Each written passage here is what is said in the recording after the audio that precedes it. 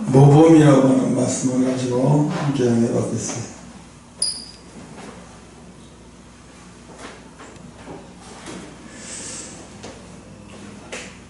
예수님께서는 아무렇게나 기도하지 말라고 말씀하시는 거예요. 기도는 이렇게 하라 이러고 말씀하시는데, 그 첫 번째가 마태복음 6장 6절에 보면 너희는 기도할 때 골방에 들어가서 문을 닫고 은밀한 중에 계신 내 아버지께 기도해라.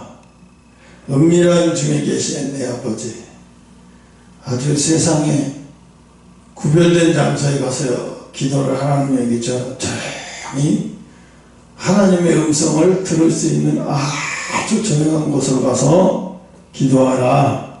그런 곳에 내가 있다고 하는 거예요. 막 복잡하고 시장 거리에 막 사람들 바로 그런 데서 기도하는 게 아니고 아주 조용하게, 정말 하나님이 음성을 들을 수 있으면 또 하나님의 내가 음성을 하나님께 집중할 수 있는 그런 장소.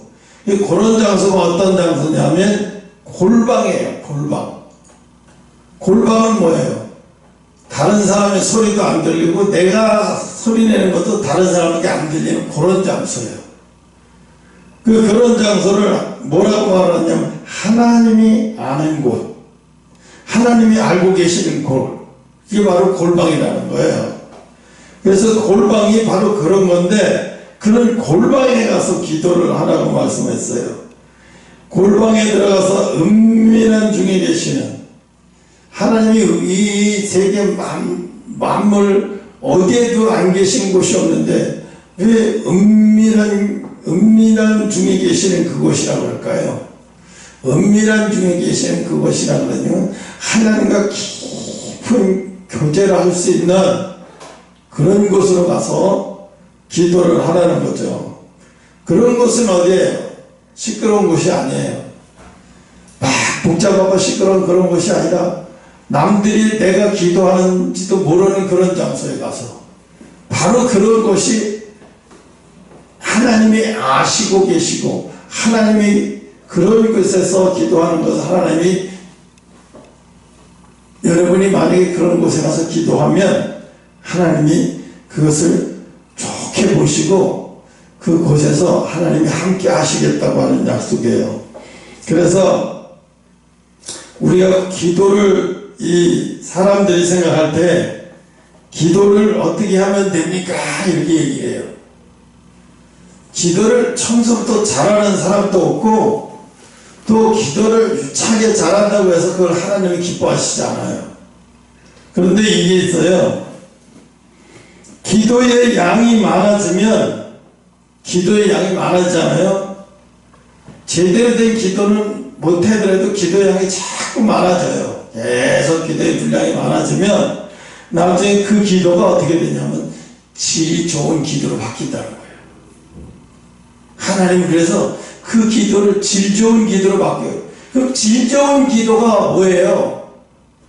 하나님이 앉자마자 깊이 기도들을 들어가기 시작하면 벌써 그건 질 좋은 기도가 되기 시작해요. 그 시간은 어떤 시간이냐면, 질 좋은 기도 시간의 특징은 뭐냐면 내가 지금 시간이 얼마나 지나는지 시간의 감각을 잊어버리는 거예요.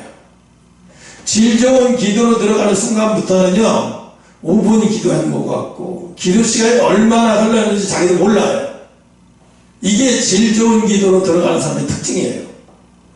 그럼 이게 질 좋은 기도로 들어가려면요 처음에는 힘들어요. 이런 질 좋은 기도로 들어가기가.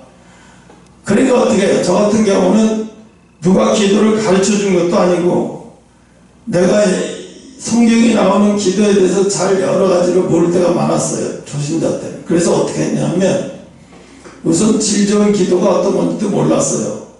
그래서 무조건 내고 찬송가 한 절을 가지고, 한 장을 가지고, 예를 들어서 찬송가 214장이면 214장 한 장을 완전히 4절까지 다 외워요. 머릿속에 완전히 다 외워서 앉으면 그거를 1시간 동안 불러요. 1시간 동안 부르다가 보면 막상 또 기도는 내가 말로 하는 기도는 한 10분도 안 걸려요. 그럼 끝나버려요. 그게 실패한 기도가 아니에요. 어떤 때는 계속 그렇게 해요. 그러다가 찬양을 막 1시간 반씩 해요. 그러다가 이제 기도를 시작하려고 하면요, 그 기도를 시작하는 순간부터가요, 내 생각이 그래요. 기도를 하는 그 순간부터가 이건 내 입술을 내가 주장하는 게 아니라 하나님이 하고 싶은 말을 이 입술에서 하나님이 하고 싶은 말씀을, 하나님이 듣고 싶은 말씀의 기도를 듣게 내 입에서 나오게 만들어 버려요. 그러니까 어떻게 해요? 내가 생각했던 기도와 전혀 다른 기도가 내 입술에서 막 나오는 거예요. 이게 뭐예요? 질 좋은 기도로 들어가고 있다고 하는 증거예요. 그럼 질 좋지 않은 기도는 뭐냐? 자기 기도만 계속 줄기차게 자기가 하고 싶은 말, 하나님 앞에 자기가 원하고 싶은 말을 쏟아내다가 끝나는 거예요. 이건 질 좋은 기도가 아니에요. 그러면 질 좋은 기도가 아니니까 이걸 안 하면 되잖아요? 아니, 그렇지 않아요. 질 좋은 기도가 아니래도요, 계속해서 그 분량은 늘어가요. 비록 부족하지만 제대로 말을 못해서 그냥 찬양을 1시간, 2시간 하다가 나중에 말로 하는 걸 한 30분 하다 끝내도요, 이걸 계속해서 이렇게 하다 보면 나중에 그 기도가 어떤 기도가 되냐? 질 좋은 기도로 바뀐다는 거예요. 그럼 그 질 좋은 기도를 누가 바뀌게 해요? 성령이에요. 성령께서 하나님께서 제일 기뻐하시는 기도는요, 성도가 앉아서 찬양부터 부르는 걸 기뻐해요. 찬양이라는 게 뭐예요? 찬양 속에 가사가 기도잖아요. 그러니까 찬양을 계속 그 가사를 계속 반복적으로 부르고 계속 보혈의 찬양을 많이 불러요. 계속 그래서 보혈의 찬양을 계속 부르다 보면 어떤 현상이라냐면 내 속에 나쁜 악한 그런 심령이 점점 약화되는 것을 느껴요. 처음엔 배려를 막 집착하고 방해하다가 뭐 상처받았던 거, 상처 줬던 거 막 생각해서 기도가 분산이 돼. 그래도 계속 그냥 보혈의 찬양을 부르다 보면요, 어느 순간에 했던가 질 좋은 기도가 쏙 들어가기 시작하면서 그 시간부터 달라져요. 벌써 질 좋은 기도라는 거는 어떤 시간에는요, 2시간의 기도했는데 질 좋은 기도 시간은 30분도 안 될 때도 많아요. 근데 이게 30분의 기도가요, 하나님이 진짜 기뻐하시는 기도예요. 그게 질 좋은 기도예요. 그래서 가장 질 좋은 기도를 만드는 방법은요, 기도의 양을 늘리는 거예요. 이거는요, 누구한테 배우지 않아도 여러분이 다 할 수 있어요. 처음부터 뭘 해서 뭘 1시간 하면 난 할 거 없는데 그러면요, 1시간은 찬양을 하세요. 무슨 찬양을요? 보혈의 찬양을 많이 불러요. 1시간 동안. 저 같은 경우는 1시간 동안 찬양을 할 때 경우는 손뼉을 치면서 찬양을 해요. 그래서 손뼉을 치고 막 찬양을 하면 막 머리에 잡던 생각이 다 없어지면서 손에서 막 찬양을 할 때 손바닥에 열이 나요. 그러다 보면 마음속 온몸이 다 그 열이 퍼지는 것 같이 느껴져요. 그래서 내 몸이 막 뜨거워져요. 1시간 가까이 시작하면. 그럼 그 다음부터 이제 기도를 들어가려고 시작하면 기도가 그냥 얼음이 온유월의 태양빛에 녹아내듯이 기도가 나의 강박한 기도, 여기 교회 들어올 때는 기도 시작할 때는 막 세상 근심 걱정으로 가득 찼던 것들이 질 좋은 기도로 들어가는 순간부터는 그런 게 방해거리가 되지도 않아요. 그런 게 싹 머리에서 없어져요. 그래서 내가 기도를 제대로 못하면 성령께서 내 입술을 통해서 기도를, 내가 필요한 기도를 하게 만들어요. 여러분, 어린아이가 그래요. 아빠, 난 축구선수 되게 해주세요. 나 하나님 앞에 내가 축구선수 되게 해달라고 기도해요. 그러면 그 아이를 가지고 기도를 하는데, 하나님, 우리 아이가 우리나라에서 치러지면 서울 FC의 축구선수를 되게 해주세요. 무슨 메이저리그 야구선수가 되게 해주세요. 그렇게 기도하면 그 기도는 소용이 없는 기도가 돼요. 왜? 야구 선수가 되려면 제일 먼저 해야 되는 게 뭐냐면 기초가 튼튼하는 훈련을 시켜야 돼요. 그럼 어떻게 되냐면 공 던지는 연습할 게 아니에요. 야구 선수가 공 던지는 연습 먼저 하면 안 돼요. 뭘 먼저 하냐면 인성부터 가르치는 거예요. 인성부터.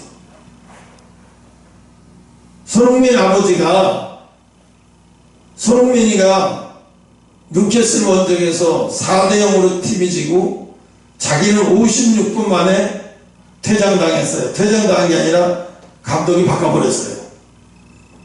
2대0으로 지고 있는데 감독이 바꿔버렸어요. 네. 그날 보니까 이 손흥민이가 몸이 옛날 같지 않고 집중력이 많이 떨어져 보니까 감독이 빨리 바꿔버렸어요.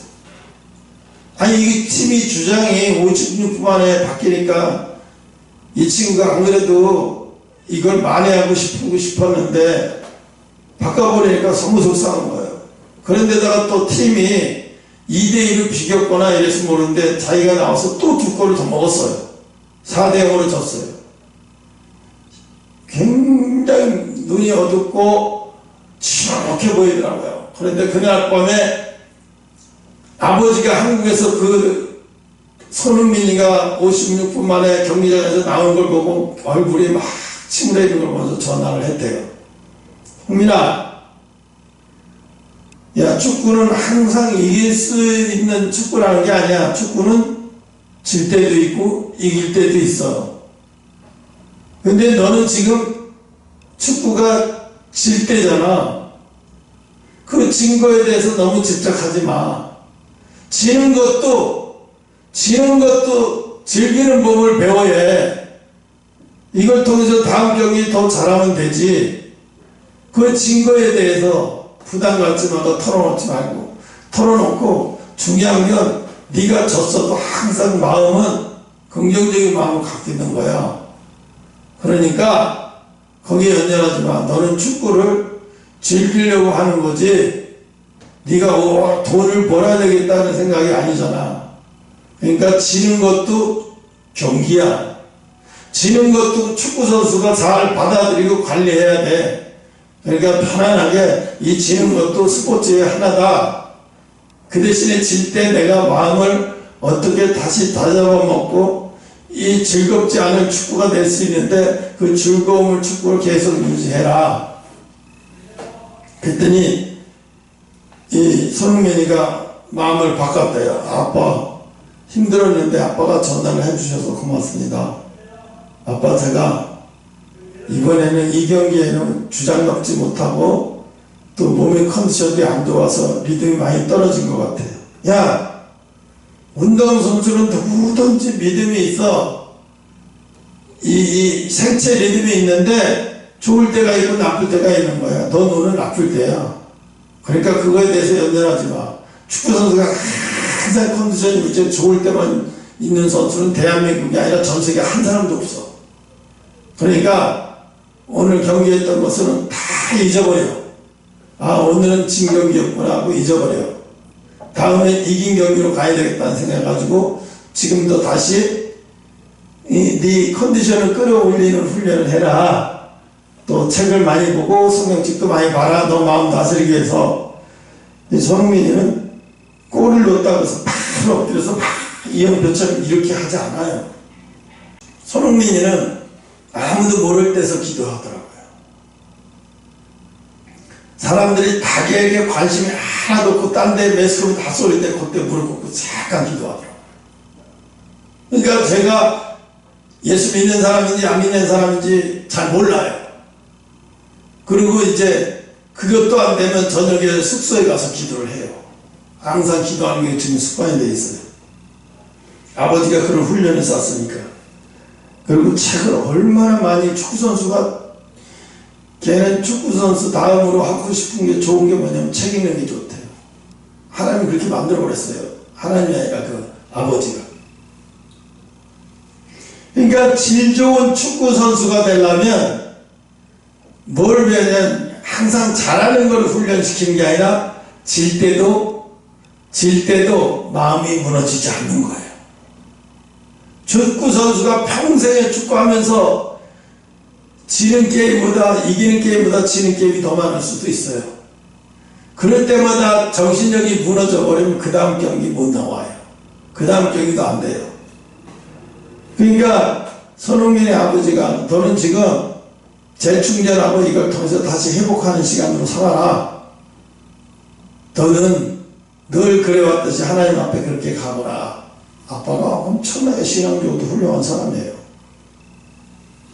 그러니까 손흥민이가 영국에서 질 좋은 축구를 할 수 있었던 것은 내가 생각한데 이 친구가 축구 경기 지는 날은 아마 집에서 스트레스 받으면서 성경책을 받아보고 이게 아니라 제가 추측한 건데 그럴 것 같아요. 진 날은 자기가 영국의 자선사태에서 이게 급식을 공짜로 나눠주는 곳에 가서 봉사를 한대요. 마음이 졌을 때 착잡하고 내가 뭘 잘못해서 진 거 아닌가 거기에 집착하면 축구가 싫어지잖아요. 그러니까 어떻게 힘들고 그런 마음을 봉사를 하는 거예요. 그 힘든 사람들과 같이 나눠주고 음식 나눠주고 봉사를 하다 보면 내가 축구 경기에 지고 실패했다 이런 거는 다 잊어버리는 거예요.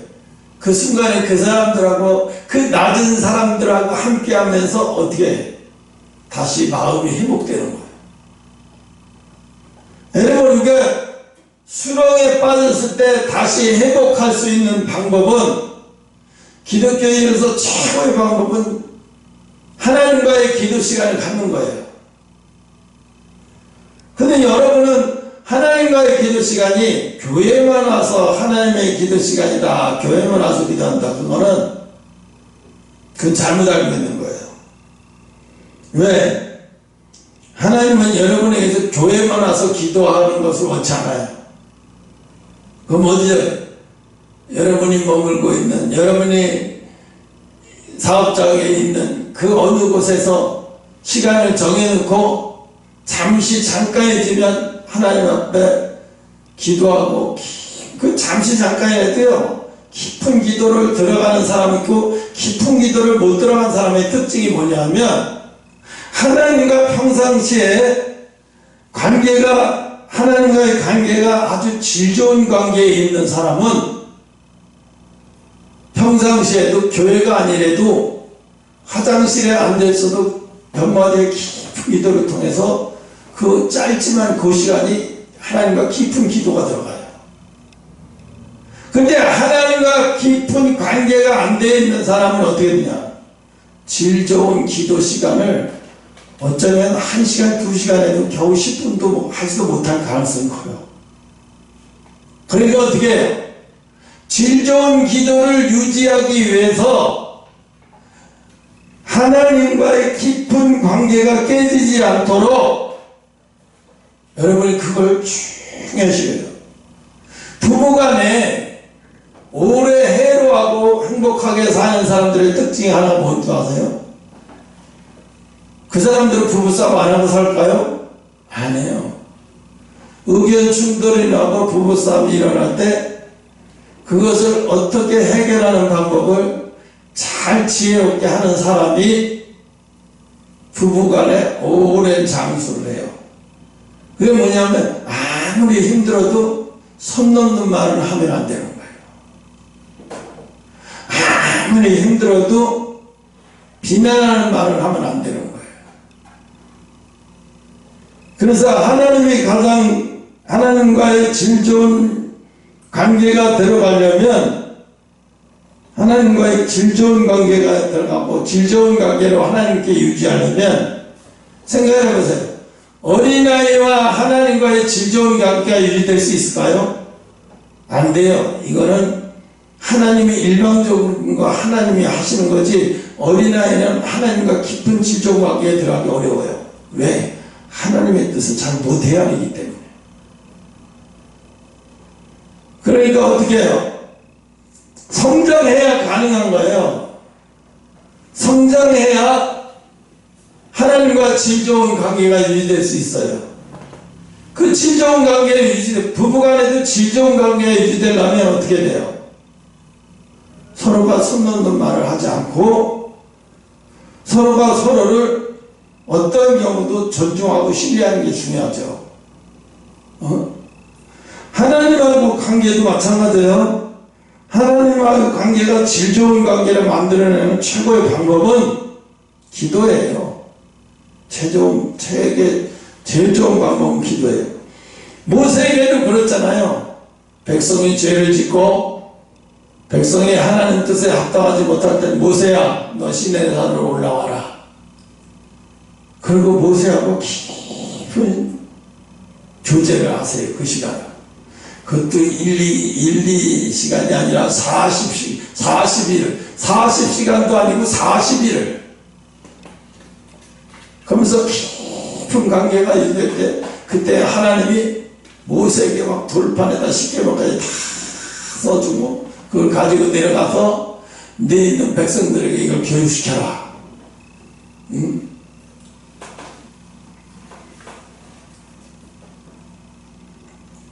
그래서 이 유대인들은 뭐냐면 해당의 거리 여기에서 사람에게 보이려고 그렇게 기도를 해요.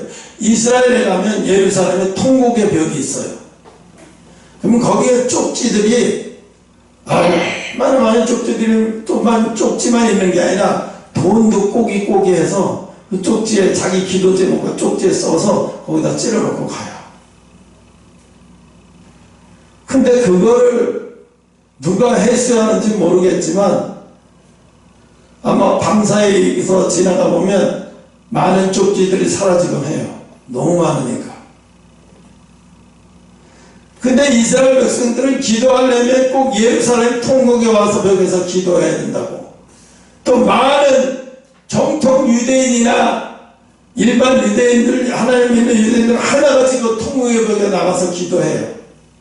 그 통곡의 벽에 가서 기도해야 기도가 된다고 생각하고 거기에 하나님이 있다고 생각하는 거죠. 지금 구약시대를 살고 있는 거예요. 그들은 왜 거기만 있다고 생각하고 왜 거기만 달려가고. 그리고 전세계 그리스도인들이 자기 평생 소원 중에 버킷리스트 하나 중에 하나가 뭐냐면 예루살렘 통곡의 벽에 가서 기도해보고 싶은 거예요. 2시간 3시간. 우리나라 사람들이 유럽의 큰 교회 가면 그 웅장함에 빠져가지고 거기서 몇 마디 하지도 않고 막 자기가 감정에 돋치듯 막 울고불고하고 기도한대. 그건 뭐냐, 그 외관상에 하나님이 여기 있을 것 같아. 너무나 막 병찬하고 미켈란젤로가 천장에다 막 그림을 그려놓고 막 어마어마한 것들이 있는데 이야, 이런 곳에 하나님이 계시겠지. 뭐 조그만 소리를 내도 막 거기가 웅장하게 막 울리고, 근데 사람은 그 환경과 그 유럽의 교회들은 이미 교회가 아니라 관광 상품으로 돈을 벌고 있어요. 국가가. 동남아에 또 아시아의 많은 나라들의 순례객들을 이용해서 돈을 버는 장소가 되어버렸어요. 이미 거기는 하나님 기뻐하는 장소가 아닌 거예요. 근데 우리나라 사람들 거기 가서 막 울고불고 기도를 하고 아니 거기에 하나님이 이미 거기는 하나님이 떠났는지도 모르고 있는 거예요. 어리석죠. 응? 그래서 하나님은 오늘 우리에게 최고의 질 좋은 기도로 만드는 것은 고통에 사로잡혀 기도하는 거예요. 내가 여기서 꼬미를 기도할 때마다 새벽에 눈물이 콧물 다 흘리면서 기도해요. 아니 목사가 자기 집에 있는 애견을 기르면서 그게 아프다고 그렇게 울 일인가? 영혼을 위해서 좀 울지 왜 짐승 하나 아픈 걸 가지고 왜 그렇게 울고 난리야? 남들이 보면 이상한 목사 아니야? 이럴 수도 있어요. 여러분, 동물은 영이 없어요. 영이 없다고 해서 동물이 생각이 없는 게 아니에요. 생각이 다 있어요. 동물이 어떤 줄 알아요? 온 가족이 자기를 얼마나 애정인지하고 얼마나 집중하고 있는지 다 알아요. 얘가 거의 죽어도 이상하지 않을 만큼 눈을 뜨지 못했어요. 하루 종일 눈도 뜨지 못하고 내가 불러도 반응하지도 못하고 밥도 못 먹고 5kg 나가던 게 3kg 빠져갖고 안으려고 그러면 갈비뼈가 다 보이고 하나님이 이거 이대로 못 보내요. 내가 얼마나 울었는지 몰라요. 그런데 앉으면 눈물이 나는 거예요. 앉으면 뭐라고 기도했는지 아세요? 하나님 이 꿈이 동물이 뭐한데 우리 집을 어떻게 하다 왔는데 하나님 얘가 어찌해서 사람의 십자가를 얘가 져야 됩니까? 사람의 십자가를 우리 가정의 고통을 얘가 지고 있습니다. 얘가 지어야 됩니까? 하나님 이 짐승도 사람도 못하는 것을 짐승이 이것을 감당하기 얼마나 힘들겠습니까? 하나님 짐승의 본래 특징은 하나님 짐승은 주인하고 떠나기를 싫어하고 주인 곁에 떠나기를 싫어하면서 주인에게 아픔을 보이는 것도 힘들어해요. 그래서 자기가 몸이 안 좋으면 주인이 보지 못하는 것으로 막 가서 거기서 숨어서 끙끙 앓는 거예요. 그 꼬미가 보니까 여러 번 그러더라고요. 그런데 이제 내가 꼬미에 대해서 얼마나 진심 있는 기도를 하는지 하나님이 그걸 보신 거예요. 그걸 아시고 하나님이 꼬미를 너무 모르겠어요. 완전히 거의 정상적인 강아지처럼 갑자기 회복시키셔서 밥도 안 먹고 물도 먹여줘야 먹고 하루 종일 잠만 자던 얘가 어제부터는 사료도 먹고 깜짝 놀랐어요. 이게 이렇게 갑자기 변했네. 거기서 깨달은 게 뭐냐면 내가 이 동물이지만 이 동물에게 마음 전심을 작은 것 하나에도 얼마나 최선을 다해서 마음 구구절절하는 것을 하나님이 보신 거예요. 데려가고 안 데려가고 그런 문제가 아니에요. 내가 얼마나 동물에게까지도 동물의 마음에게까지도 내가 얼마나 가슴 아파하는지를 그걸 하나님이 보고 계시면서 그렇게 하시는 것 같아요. 내가 얘를 데려가더라도 내가 얘한테 고통을 감당할 수 있는 고통만 줘서 건강하게 살다 데려가겠다. 그래서 나한테 메시지로 보내주신 것 같아요. 꿈을 통해서 내 옆에 있더라고요. 꼬미가. 그래서 하나님이 그래서 얘가 갈 때 가더라도 이제 아파하면서 가진 않겠다. 그런 생각이 들었어요. 여러분 우리가 작은 것을 놓치면은요 작은 것을 놓치고 자꾸 큰 것만 기도해요. 그런 기도가 그런 기도를 하나님이 받으실 거라고 생각하는데 절대 그렇지 않아요. 생각을 해보세요. 어린아이에게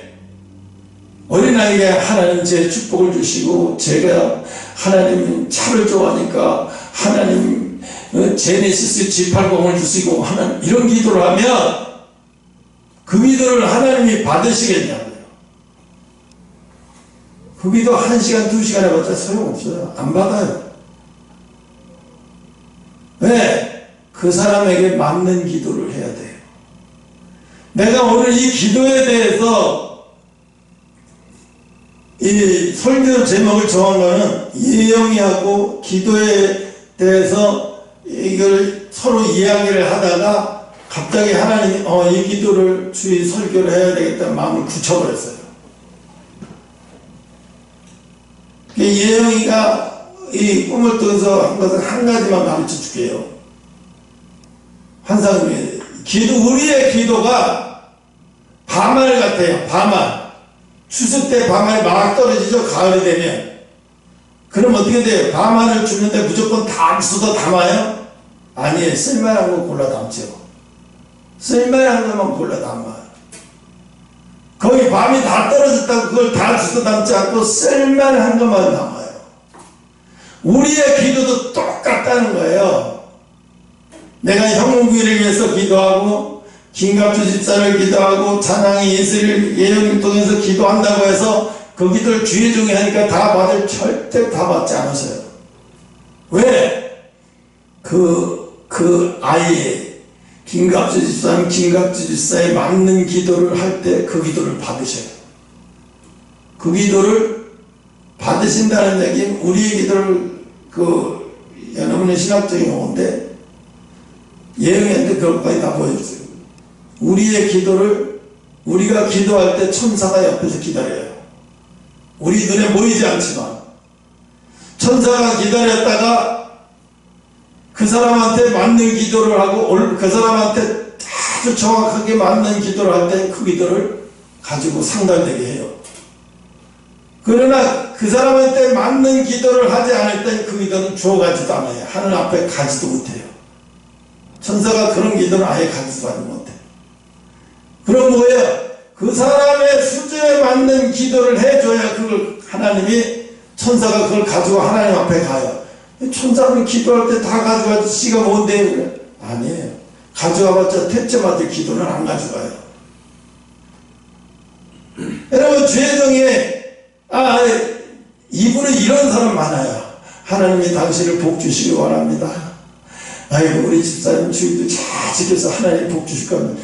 이따운 기도는 절대로 이런 건 안 돼요. 하나님은 우리에게 그 사람에 맞는, 우리가 생각을 해보세요.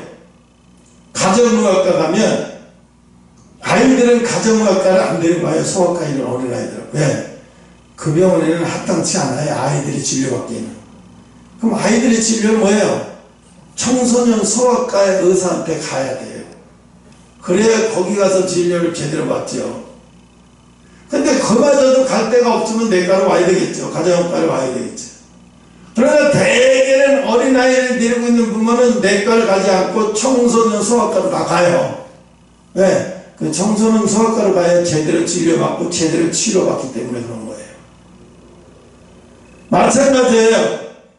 우리가 기도를 하는데 여러분 기도를 거창하게 하려고 생각하지 마세요. 기도를 거창하게 한다고 하나님이 듣고 말주변이 없다고 해서 그 사람이 몇 마디 기도 못한다고 해서 그 사람의 기도를 하나님이 안 받는 게 아니에요. 중요한 건 때에 따라 맞는, 우리나라 속담에 구슬도 깨워야 보배가 된다고 그러죠. 맞아야 된다는 얘기잖아요. 아름답게. 기도도 마찬가지예요. 그 사람에게 지금 그 사람 수준에 그 사람의 지금 이런 게, 저 사람은 지금 이런 게 필요해. 저 사람한테는 지금 이런 기도를 해줘야 돼. 근데 하나님 저 사람 김강주 지사 장로를 되게 해주시고 물질의 종이 되게 해주세요. 택도 없는 소리예요. 이런 기도는요 안 맞아요 지금. 그럼 무슨 기도를 해야 돼요? 하나님 거기서 작은 거 하나도 충성을 다해서 사장한테 인정받는 사람 되게 해주세요. 사장이 신뢰하는 사람 되게 해주세요. 사장이 신뢰하지 않는데 사장이 신뢰하는 사람이 되어버리면 하나님도 신뢰해요. 에이 세상 사람한테 뭐 인정을 받아. 천만에요. 아니 요셉은 교도소에서 교도관한테도 인정받은 사람이었어요. 교도관은 저자가 죄인인지 아닌지 몰라요. 감옥에 왔으니까 다 죄인으로 여겨요. 그런데 그 요셉이 감옥 안에서 하는 거 보면 저 사람은 저건 죄 짓고 살 사람이 아닌데 여기 왜 들어왔지? 야 요셉 너는 이 안에서 너는 여기 안에 감옥 밖에만 못 나갈 뿐이지 여기 감옥 안에서 너의 도움이 필요한 사람들한테 네가 마음껏 다 돌봐주는 대신 의약품이나 뭐가 필요한 거 있으면 언제든지 내가 그거 다 안으로 넣어줄 테니까. 요셉은 감옥이지만 자기는 어느 방이든지 다 가야 자기를 불러주는 데요. 다 가서 우리가 밤이고 나중에 자기 잠을 못 자도 그 환자들을 해서 최선을 다해 섬기고 훈련을 배우는 거예요. 요셉이 거기 가서 하나님이 감옥에서 요셉이 죄를 피하다가 감옥으로 가도 뻔히 알면서 하나님이 왜 그렇게 하실까요? 섬기는 걸 배워야 돼요. 지도자가 되려면 뭐예요? 섬기는 걸 배워야 돼요. 작은 것 하나 섬기는 거. 그럼 형욱이는 회사에서 뭘 배워야 될까요? 아, 나 사장 아들이야. 우리 아빠 그러는데 나 힘든 거 구질구질한 걸 하지 말래. 그래도 내가 사장 아들인데. 여러분, 그 코딱지 많은 회사를 가도 회사 축에도 못 들어가요. 그 코딱지 많은 데를 가지고 사장 아들이라고 폼낸다. 사장 아들이라고 행세 부리면서 다니면요. 이미 이건 끝나는 거예요. 희망이 없어요. 어서 뭘 봐요? 야, 제가 사장 아들이래. 사장 아들이 아니라 저집 모승, 회사 모승 같아. 직원들을 얼마나 하나하나 열심히 직원들한테 잘 대해주고 자기가 배우려고 하고, 왜 형욱이가 거기서 그 모든 분야에서 다, 뭐 거기가 대단한 것도 아니지만 모든 분야에서 그 조그만 거 하나하나는 다 알아야 되냐 하면, 오너가 되려면 다 알아야 돼. 다 알면 어떻게 돼요? 한 사람 한 사람이 거기 한 사람 한 사람한테 뭘 줘야 되냐면 신뢰를 줘야 돼요. 그 사람들. 회사가 혼자 노력한다고 성공하는 게 절대 아니에요. 삼성의 이건희 회장이 혼자 노력한다고 성공했어요? 아니요, 혼자 노력한 게 아니에요. 정부가 노력해줬고요. 또 직원들이 사장이 하는 말을 신뢰했기에. 그럼 사장이 어떻게 했길래, 회장이 어떻게 했길래 신뢰했죠? 그때 에디컬 전화기 얼마나 반품 많이 들어오고, 일본에서 비아냥 걸릴 때 그 휴대폰은 10만 몇 개, 20만 몇 개를 갖다가 다 싸놓고 직원들, 간부 직원서부터 직원들, 공장의 책임자들 다 불러다 놓고 몇만 명을 불러도 그 안에다가 이거 싸놓고 휘발유 통해서 불을 다 질러버렸어요. 미친 거 아니야? 이거 얼마나 아까운데 이거를 차라리 후진국에도 팔아 넘기지 왜 이걸 이렇게 해서 없애나? 그 사람들한테 보여준 거예요. 우리는 이 휴대폰은 하나하나가 우리 얼굴이야. 우리 미래를 살려갈 기고, 고객을 이런 형편없는 제품을 고객한테 팔아놓고 그때 순간순간은 위기를 모면해서 돈은 좀 들어올지 모르지만 미래는 없어, 이렇게 하면. 그러면서 다 태워버린 다음에 하는 말이, 네 가족들 마누라 자식만 빼놓고 너 지금까지 했다는 거 다 바꾸지 않으면 간부고 뭐고 없어. 바뀌지 않은 놈은 다 대출이야. 나는 돈이 아까워서 내가 이 20만 개의 휴대폰을 여기다 불지르고 이런 일을 하겠어? 내가 얼마나 절실하게 하는지 너희들 모르잖아. 거기서 직원들이 충격을 먹었어요. 이 사람은 돈을 위해서 일하는 게 아니구나. 삼성이라고 하는 브랜드가 우리나라 국가의 미래 되기를 먹여 살릴 만한 반도체 앞으로 그렇게 나가야 되는데, 지금 이런 불량품이나 만들어놓고 이걸 이렇게 해갖고 국민들 속에서 팔아보면 이게 희망 없다는 거죠. 이건 희망 없다는 거예요. 그때 그 효과가 삼성을 세계적인 기업으로 발돋움하게 만든 거예요. 아니, 그 사람 예수 안 믿는데 뭐 그 사람의 말. 예수 안 믿어도 그 사람에게 주시는 지혜는 하나님께서 나온 거예요. 예수 안 믿는 사람의 지혜를 우습게 여기지 마요. 그 사람의 지혜도 하나님이 만든 거예요. 예를 들어서 북이스라엘이 포로로 끌려가서 바벨론으로 끌려갔을 때 하나님이 뭐라고 말씀하냐면, 예레미야 지도자를 통해서 이렇게 말씀했어요. 너희가 전부 다 막 포로로 끌려가고 족쇄에 끌려가고 다 이스라엘 백성이 끌려갈 거다. 바벨론에서 끌려가서 바벨론 왕을 충성을 다해서 그를 섬겨라. 충성을 다해서 바벨론 왕을 섬기지 않은 자는 내가 가만두지 않겠다. 그리고 바벨론 왕이 이 이스라엘 성전에서 그만하도 남겨주지 않고 내 성전 안에 있는 보물을 그들이 다 가져갈 거다. 그리고 부모자와 아이들은 말 안 들으면 다 잔인하게 죽여버릴 거다. 근데 그것도 원망하지 마라. 내가 그들에게 시킨 거라는 거야. 그리고 너희가 거기서 70년 동안 바벨 왕 느부갓네살을 잘 섬기면은 내가 다시 70년 후에 다시 돌아오게 만들어주고 잃어버린 성물 하나하나도 다 이스라엘로 돌아오게, 잠시 그들을 보관하는 것뿐이지 다 돌아오게 할 거니까 느부갓네살을 통해서 너희들을 훈련시키는 거예요. 느부갓네살을 잘 70년 동안 섬기지 않는 자들은 가만두지 않고 그 손에 죽게 만들어버리겠다. 아니 왜 그 하나님 백성도 아닌 그 사람들한테 가서 끌려가서, 하나님은 하나님의 이게 있어요. 포도원에서 포도주를 만들려면 어떻게 돼요? 이만한 그 나무로 만든 통로에다가 포도를 갖다 딥다 포도를 따서 거기다가 수확을 잔뜩 해서 올라가요. 그리고 여자들은 뭐하냐? 옷을 여기까지 걷고 그 포도 틈에 들어가서 막 밟아요. 포도를 지지 밟아요. 그 포도를 지지 밟아. 밤늦게까지 그냥 몇 개를 먹고 막 지지 밟아서, 그렇게 가지고 뭐예요? 나중에 그걸 저으로 짜면 포도주가 되는 거예요. 포도주를 만들기 위해서 포도를 발로 밟는 거예요.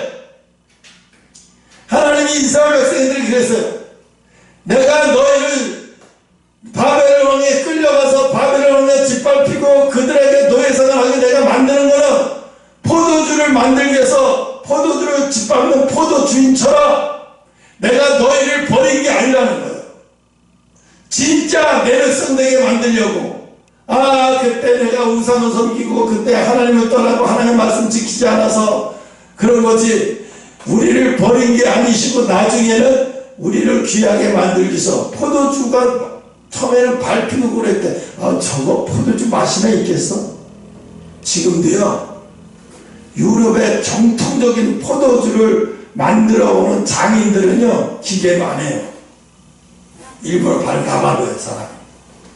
가족끼리 다 밟아가지고요, 많은 양의 포도주는 안 나오죠. 그 대신에 소수의 포도주를 나오는데 그 맛은 세계 어느 나라도 못 따라가요. 유럽에서 나오는 포도주. 하나님이 이것을 비유로 말씀했어요. 지금 우리를 30년 동안 이렇게 포도주 틀에다 짓밟듯이 밟아요. 형우기가 가끔 얘기하죠. 목사님, 우리 엄마 아버지요, 아직 우리를 인정하는 거 아니에요. 지금도 엄청 핍박해요. 근데 그걸 핍박으로 보지 마세요. 우리를 포도주 틀에다가 놓고 우리도 좋은 포도주 되기 위해서 짓밟는 그 밝게 만드시는구나. 그리고 나중에는 그들의 이스라엘이 70년 동안 포로 생활을 하면서 후회를 엄청나게, 회개를 엄청나게 하고 돌아가면 하나님의 말씀을 자성하게 하기 위해서 선지자들을 사용했어요. 나중에는 포로에서 끌려가서 다시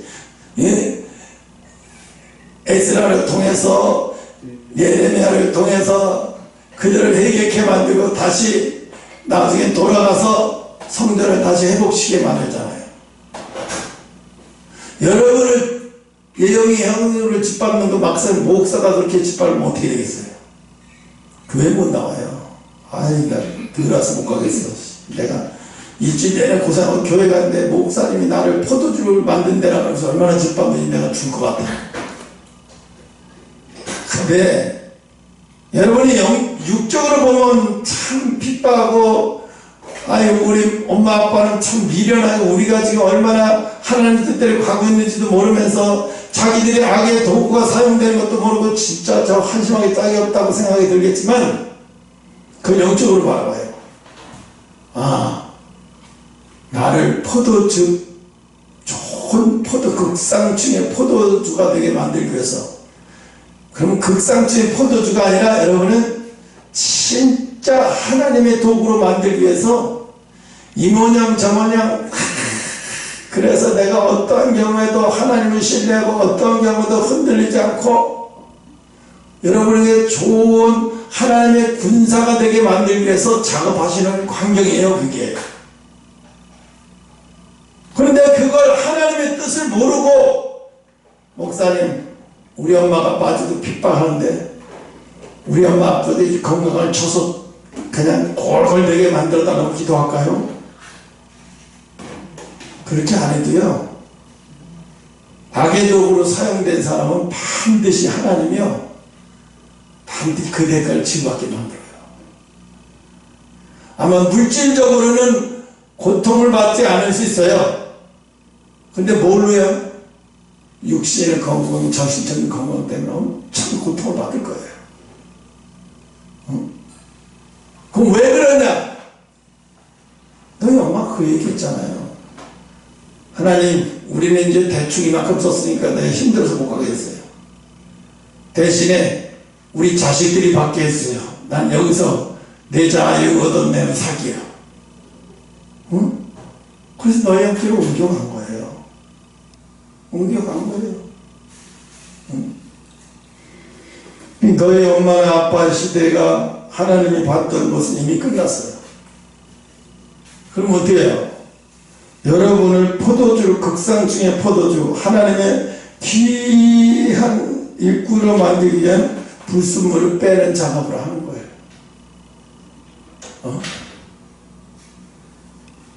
또 사모나 나는 또 왜 그래요? 여기서도 기도해요. 하나님은 그들이 우리를 씹는 낙으로 즐겨하고 우리를 씹는 것으로 낙으로 삼고 있나이다. 하나님 언제까지 저들이 우리를 씹는 낙으로만 살게 우리를 이렇게 내버려 두시나이까? 우리가 아직도 어떻게 무엇이 부족합나이까? 이러고 기도해요. 그런데 이런 하나님의 뜻을 모르고 무조건 내고 하나님이 우리를 핍박하는 자를 내버려 두지 마시고 이런 어처구니 없는 기도만 하면 이게 때에 맞는 기도가 아니에요. 하나님이 받는 기도가 중요한 거죠. 기도를 한 것이 중요한 게 아니에요. 하나님이 받으시는 기도를 하는 게 중요한 거예요. 근데 긴갑자들도 항상 그 얘기를 하는데 뭔 얘기를 하냐?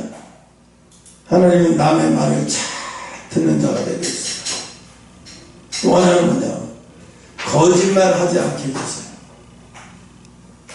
거짓말 하지 않게. 내가 무슨 거짓말을 합니까? 그랬는데 여러분 속에 두려움이 있어가지고 내가 뭐를 지적해주고 이런 것을 이런 모습이 있다고 지적해주고 이거를 위해서 기도해라고 하면 자기를 공격하는 것처럼 생각하면서 두려워하면서 자기 모르게 거짓말이 나와요. 그거 아니면 이제 하나님 목사님 그거 아니에요. 내가 긴갑자들 그랬어. 아니 목사님 그거 아니에요. 오해가 있어서요. 오해는 밤낮 네 입에서는 오해를 왜 불러일으키냐? 너는 왜 밤낮 네 주변 사람들의 오해를 불러일으키느냐? 그건 뭐예요? 내가 지금 거짓말하고 있다는 증거고 잘못하고 있다는 증거예요. 과감하게 자기를 내보이고 시인할 것 시인하고 인정할 것 인정해야 마귀가 떠나가요. 여러분 자기 마음을 주의조에 감추거나 자기 마음을 아니라고 잡아댄다고 그게 되는 게 아니라 거짓말을 하게 되면요 영적 싸움에서 이미 지는 거예요. 자기가 혼이 나더라도 거짓말한 것을 그건 하나님 내가 마음을 감췄습니다. 내가 마음을 숨겼습니다. 거짓말이 뭐예요? 자기 마음을 숨기고 이야기하는 거, 다른 이야기를 하는 거, 이게 거짓말이에요. 그래서 거짓말을 하면 안 되는 거예요. 아니 골방에 들어가서 기도하면서 하나님 앞에 거짓말로 기도해요? 미친 거 아니에요? 정신 나간 소리죠. 여기서 보면 마태복음 6장들이 야 해당 거리 여기에 서서 사람에게 보이라고 유대인들도 지금도 통곡이 벌써 이지랄을 해요. 그래 내가 너희들 집도 없냐? 집에서 하면 되지 뭐라고 굳이 여기 와서 사람 많은 앞에서 보이려고 이지랄을 하고 앉아. 자기는 왕처럼 기도한다면서요. 자기는 정통 이지랄을 해도 머리도 안 깎고 군대도 안 가려고 막 싸우고. 지금 이스라엘은 군인들이 부족해요. 정통 유대인들은 군사를 해도 개떡같이 안 받으니까 국가에서 걔네들은 제외시키니까 이스라엘 백성들이 화가 나는 거예요. 다른 청년들은. 정통 유대인이라고 면제시켜주면 안 되잖아요. 그들은 이스라엘 땅에서 안 살아요. 그들도 군대 가는 것이 하나님 뜻이잖아요. 위기가 어려우면 나라가 어려우면 같이 나와서 싸워야지. 자기는 정통 유대인이라고 성경 공부만 하고 율법 공부만 하고 그리고 모여서 밤낮 토론만 하면 뭐예요 그게. 병 평생 자식이 나서 돌보지도 않고 남자끼리 모여서 하루에 2끼밖에 못 먹는 처제들도 애들이 굶어 죽는 것도 신경 안 쓰고 가서 밤낮 나가서 그들하고 율법 토론하고 뭐 토론하고 제정신인 거예요 지금. 그들은 이미 종교의 마귀에 사로잡혀 있어요. 나올 생각이 없어요.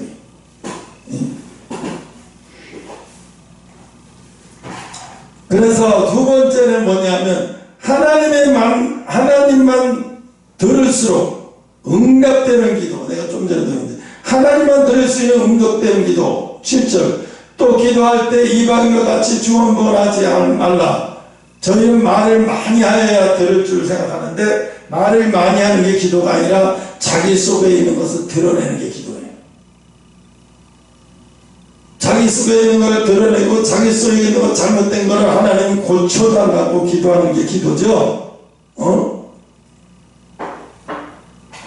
그런데 대개는 그래요. 그런 기도는 안 해요. 그런 기도는 안 하고 제가 그래서 이런 기도 돼요. 주님이 싫어하는 것은 싫어하는 자가 되게 해주시고 주님이 좋아하는 것은 좋아하는 자가 될 수 있도록 내 삶이 그렇게 살게 해주세요. 또 우리 한성교회 오는 영혼들마다 다 그런 성품으로 변화받게 해주시고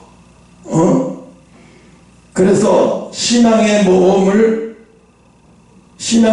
없는 사람은 절대로 성장할 수가 없어요. 신앙의 모험은 뭐냐? 하나님만 바라보는 거예요. 하나님의 뜻에만 따라 사는 거예요. 이렇게 되려면 세상 사람들하고 대개가 부딪힐 때도 있고 문제가 생길 때도 있어요. 근데 그런 문제가 생길 때 여러분 세상 사람들에게 신뢰만 주면 그런 문제 다 해결돼요. 세상 내 주변에 있는 사람들에게 아랫사람에게 신뢰를 안 줘봤자 뭐해. 내가 윗사람인데 이거 큰일 날 소리예요. 하나님이 오른편을 때리면 왼편을 갖다 내라고 했어요. 겉옷을 달라 하면 속옷을 주라고 했는데요. 겉옷을 달라 하면 속옷을 주라는 얘기는요, 영적 싸움을 하라는 거예요. 무슨 영적 싸움? 겉옷을 달라 그러면 겉옷만 주면 되지 뭘 속옷까지 줘. 그 뭐야? 상대의 마음을 읽어서 아주 그 사람의 마음을 배려해주고 이해해서 그 사람 마음을 배려해주라는 거예요. 속옷까지 주라는 것은 그 사람 마음을 배려해주라는 거예요. 내 속옷까지 주라는 마음을 더 적극적인 표현을 하면 소극적인 마음으로 주지 말고 인색한 마음. 그러니까 인색함을 그거는요 겉옷이 달라는데 속옷 못 주면 그게 아무것도 아니고 세상 도덕적인 윤리적인 얘기가 아니고 겉옷을 달라면 속옷까지 내주는 걸 인색함과 영적 싸움을 해라. 인색함으로 주는 사람과 마음에서 더 주지 못해서 주는 사람의 차이는 받는 사람은 확실히 느껴요. 받는 사람은 확실히 느껴요. 그러니까 어떻게 인색함과 싸우는 것은요 영적 전쟁인 거예요. 예수님이 그 말을 하시는 게 뭐냐면 너희가 주는 것은 영적 전쟁이 아닌지 모르겠는데 이게 영적 전쟁이란다. 인색함과 싸우는 것은 영적 전쟁이야. 그 영적 전쟁을 이기는 방법은 겉옷을 달라는 속옷까지 내줄 정도면 마음을 다해주는 거야. 그러면 인색함이 없어져. 내가 줘놓고도 더 주고 싶은데 못 줘서 마음이 안타까워. 이거 인색한 마음이 없는 거잖아요. 그런 거야. 사람들이 윤리적으로 도덕적으로 예수 믿으면 겉옷 달라는 속옷까지 줘야 돼. 그렇게 그게 예수님을 도덕적 윤리적으로 보고 있어요. 그런 얘기가 아니고 인색함은 마귀가 그렇게 주는 거예요. 왜 마귀가 인색함을 주냐? 우리가 베풀고 나눠주면서 복을 받지 못하게 만드는 거예요. 인색함으로 주는데 그게 무슨 복이 되겠어요? 의무적으로 주는데 그게 무슨 복이 되겠어요? 예영이가 엊그제 전화가 목사님이 신나는데 오해받지 말고 드세요. 내가 무슨 오해를 많이 했다고. 오해받지 말고 드세요.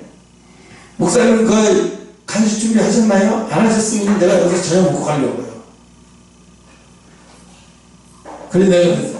야, 너 사모님이 쑥떡 좋아한다고 해서 토스트만 사다 놓고 모여서 쑥떡 사다 놨는데, 그랬더니 얘가 고맙습니다, 잘 먹겠습니다 그랬어요. 내가 그날 어떻게 하는 줄 아세요? 그날 진짜 몸이 아팠어요.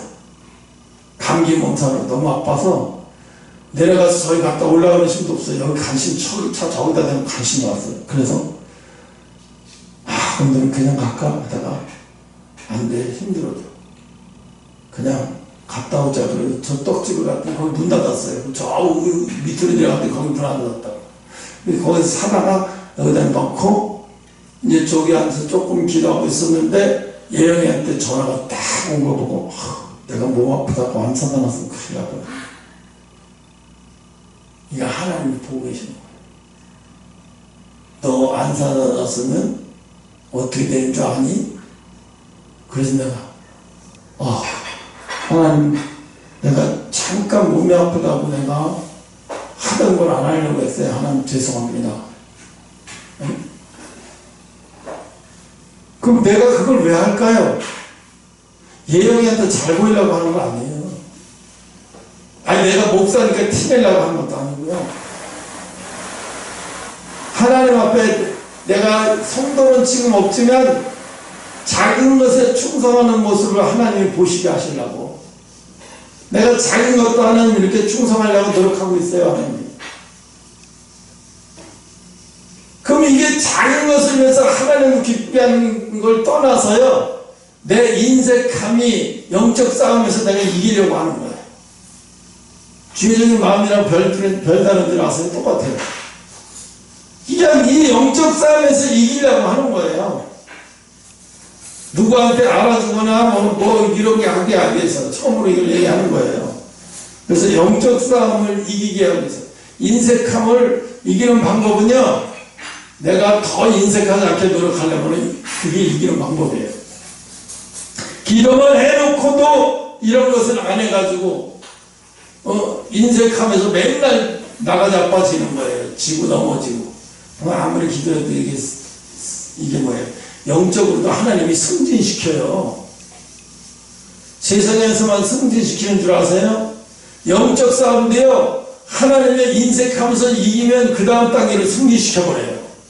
그럼 그 다음 밑에 딱 이루어졌던 거는 다 그런 것들은 안 일어나게 만들고 그 위를 승진시켜서 나를 한 단계 높게 만들어버려요.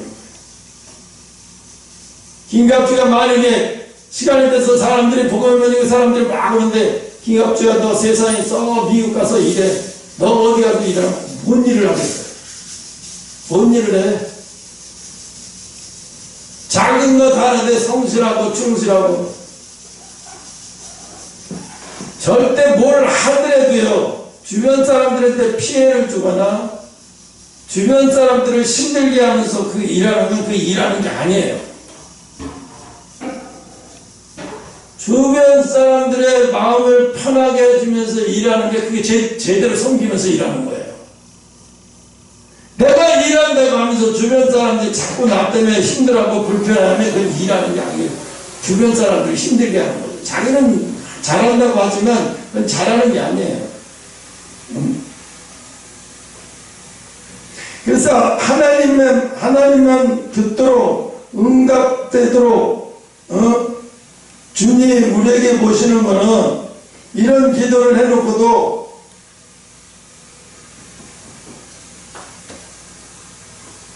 주님이 응답되는 기도가, 물론 솔로몬이 기도를 잘했죠. 솔로몬이 왜 기도를 잘했느냐 하면, 나 때문에 어린아이가 왕이 됐기 때문에 내가 법을 집행을 잘못해서 국민의 한 사람이라도 피해보는 일이 없도록 하나님, 많은 사람들이 피해를 보면서 돌아갈 때는 그럴 거 아니에요. 왕이 너무 어려서, 왕 때문에, 그 어린 왕 때문에 내가 피해를 봤어. 재판을 더럽게 해가지고 이 소리 하게 되면 하나님이 어린 양을 앉혀놨기 때문에 그들이 그랬다고 해서 하나님은 원망하실 거 아닙니까?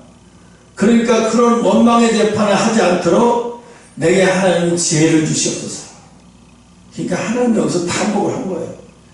야, 네가 어린 나이에 그런 생각을 하고서 그 소 1000마리를 드린 거였어?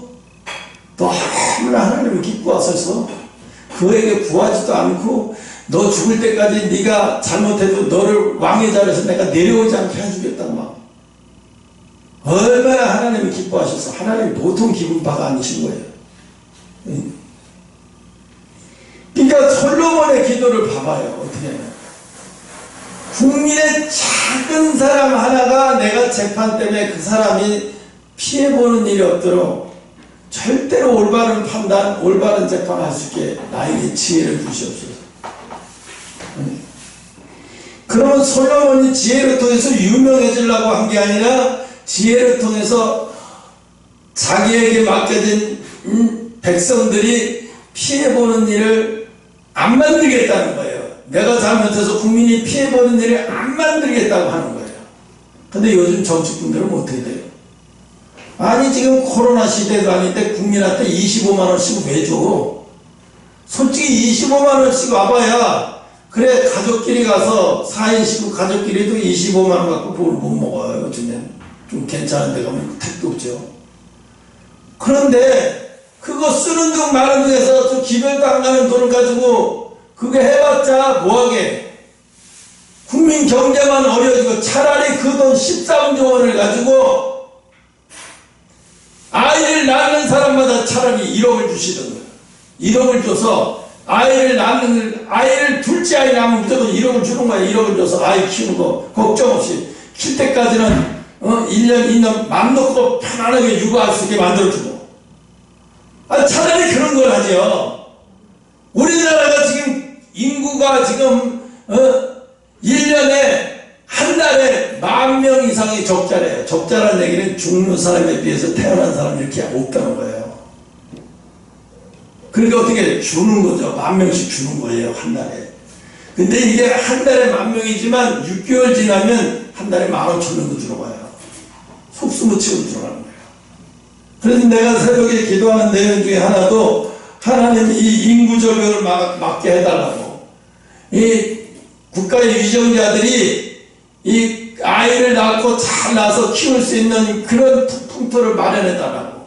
아이 낳고 회사 생활 다시 복직해도 피해보는 일이 없는 그런 사회를 만들어달라고. 밤낮 뭐 시집가라 결혼해라 밤낮 애 낳아라 아무것도 하지 않으면서 애 낳으라고 하면 애는 낳는 순간부터 한 사람은 직장생활 못하고 한 사람의 월급 가지고는 가정생활 꾸려가기도 힘들고 뭐 어떻게 살라는 거야. 차라리 공짜 25만 국민에 줄 필요 없고 애 낳은 사람들한테 주란 말이죠. 그렇잖아요. 애 낳은 사람한테 줘. 애 낳은 사람한테. 그럼 그들이 얼마나 좋아할 거 아니야. 내가 애를 낳고서 이렇게 편안하게 키울 줄 알았으면 하나 더 낳을 수도 있을 건데 이 상태로 국가에서 도와준다면 내가 하나 더 낳을 수 있을 텐데 그런 사람 많을 거라고. 아니 이런 얘기는 안 하고 그 포퓰리즘으로 해갖고 25만원 전국민 줘. 그 25만원 안 써서 지금 굶어 죽는 사람 있어요? 없어요. 그럼 왜 하냐고. 그 국민을 위해서 하고 나라를 위해서 하는 게 아니라 포퓰리즘을 통해서 어리석은 국민을 선동질하려고 그러는 거예요. 속아 넘어가면 안 됐죠. 응?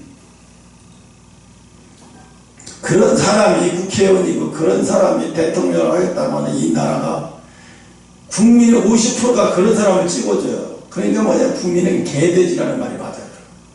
어리석기 짝이 없어요. 가만히 있어서 평화가 유지되고 가만히 있어서 이 나라가 계속 발전되는 줄 착각하고 있는 거예요. 어리석은 영혼들이죠. 참 답답해. 이 나라 민족이 이렇게 답답할 수가 없어요. 응? 마지막 시간 다 되었네. 세 번째, 하나님만 위하여 그 나라와 그 일을. 마태복음 6장 33절에 보면 너는 먼저 그 나라와 그 일을 구하라. 그리하면 이 모든 것을 너에게 더하시라. 여러분, 내가 기도를 하면 1시간 나라와 민족을 위해서 기도하다가 나머지 한 3, 40분 우리 교회 우리 기도하다 보면 우리 기도는 조금밖에 못해요.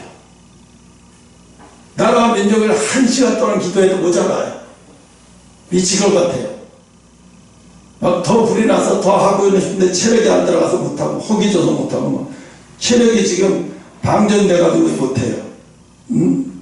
그러니까 하나님 뭐라 그래? 야, 너 먹고 마시는 위해서 기하지 말고 나라와 민족이 먼저야. 그 나라와 민족을 위해서 또 하나님 나라와 민족을 위해서 기도하면 내가 너희가 구하지 않는 너희의 필요를 내가 알아서 다 채워줄게. 그러면서 우리한테 뭐라 이렇게 기도하면 되는 거야.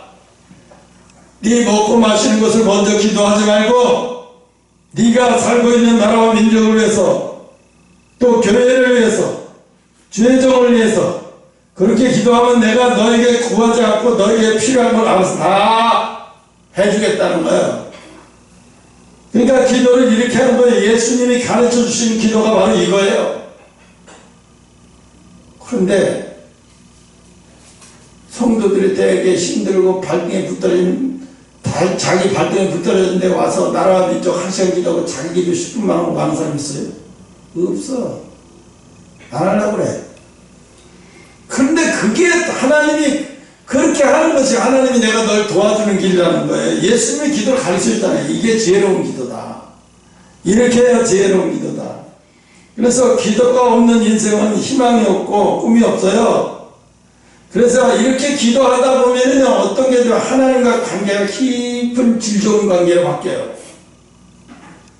하나님과 질 좋은 관계가 되는 순간에요. 내가 무슨 기도를 하든지 하나님 다 와주신다는 거예요. 그리고 기도를요.